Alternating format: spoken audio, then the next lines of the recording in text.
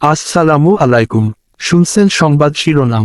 সরাইলে আওয়ামী লীগ নেতাকে গ্রেফতারের দাবিতে মানববন্ধন ও বিক্ষোভ মিছিল। এখন শুনবেন বিস্তারিত।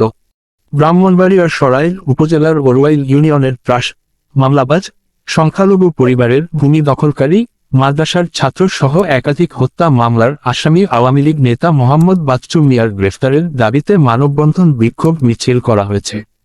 রোববার 17 নভেম্বর সকাল 11টার দিকে উপজেলার ওরওয়াইল ইউনিয়নবাসীর আয়োজনে আব্দুস সাত্তার ডিগ্রি কলেজের সামনে প্রধান সড়কে মানববন্ধন বিক্ষোভ অনুষ্ঠিত হয়।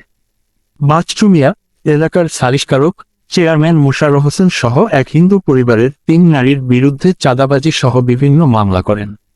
ওরওয়াইল ইউনিয়নের বিভিন্ন গ্রাম থেকে নারী পুরুষ উপস্থিত হতে থাকে। সকাল থেকে বেলা 11টার দিকে আওয়ামী লীগ নেতা বাচ্চু মিয়ার গ্রেফতারের দাবি জানান তারা।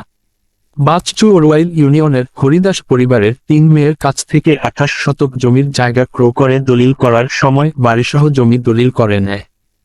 আজ এসব বিষয়ে এলাকার হাজারো নারী পুরুষ একত্রিত হয়ে মানববন্ধন ও বিক্ষোভ মিছিল করে আওয়ামী লীগ নেতা বাচ্চু মিয়াকে গ্রেফতার ও এলাকার চেয়ারম্যান সহ লোকজনের বিরুদ্ধে মিথ্যা মামলা প্রত্যাহার করার জন্য দাবি জানান। মানববন্ধনে বক্তব্য রাখেন মোহাম্মদ আক্কাস মিয়া, সাবেক মেম্বার মনোরঞ্জন দাস, জুমা সূত্রধর, নিপাস সূত্রধর, চিত্তরঞ্জন ঘোষ, সাবেক মেম্বার শিরিনা আক্তার প্রমুখ। ব্রাহ্মণবাড়িয়া 24.নিউজ।